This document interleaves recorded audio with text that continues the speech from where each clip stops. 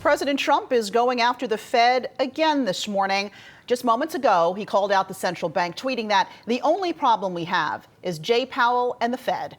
Of course, Wall Street has its eye on Jackson Hole, Wyoming this week. That's where the Fed will be meeting to talk about the economy. But first, investors will be poring over the latest minutes from July's Fed meeting, which are due out later today. They could provide some new insights into the Fed's thinking. Let's talk about all this now with Michelle Girard, the chief U.S. economist at NatWest Markets. She is in Stamford, Connecticut this morning. Always good to see you, Michelle. Good morning. I have to start with this tweet. It's got to be really tough to be the Fed chief, Jay Powell, right now heading into this Jackson Hole meeting with a tweet like this from your ultimate boss.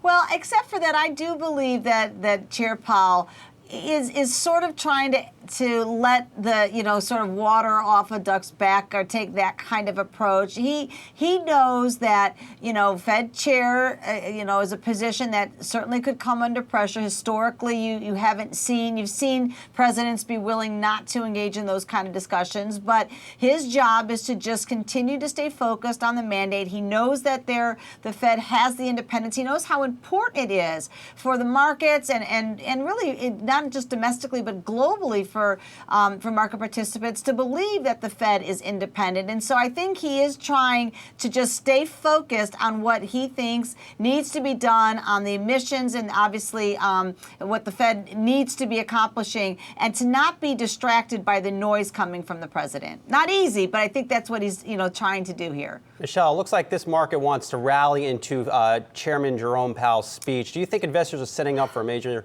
disappointment?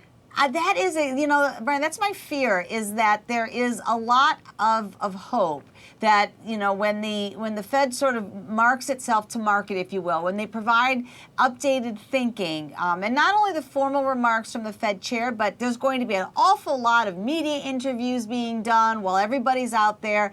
And what we're hoping is that when we hear from Fed officials in the wake of the escalation of the trade war, in the wake of the inversion of the yield curve, that they will seem more open to lowering interest rates. But that may not be the case. It may be because the data themselves still look very, very healthy. The Fed has already taken preemptive action, that they continue to feel not a real urgency here, not the urgency that you see in the markets to be lower, and hearing from the president to be lowering interest rates. And I think that would be a disappointment for markets who want the confirmation that this Fed is going to be acting aggressively in the coming months. Do you think that we might get a very aggressive sell-off, maybe something in the order of 5 to 7% lower, if Powell and company don't come out and say exactly what the market wants to hear on Friday?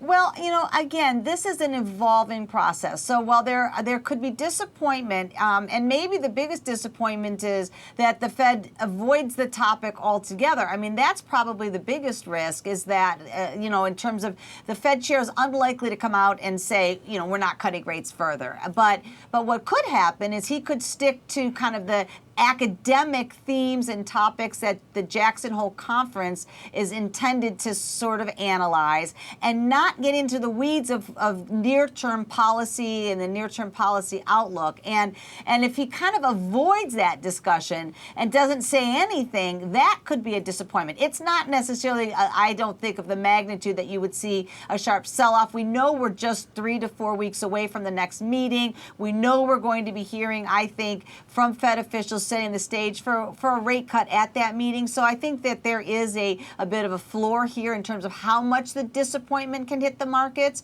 But I do think, as you said, there's expectations are high. They want to hear something from Jay Powell. And if he doesn't at least kind of tip his hat to recent developments raising downside risks, you could have a setback. Michelle, you think there's growing unrest internally at the Fed regarding Jay Powell's leadership? Seeing a lot more mixed messages. Certainly you had Neil Kashkari out today with an interesting op-ed in the FT. You had Rosengren comment. You've had Bullard make comments in the past couple weeks. A lot of mixed messages.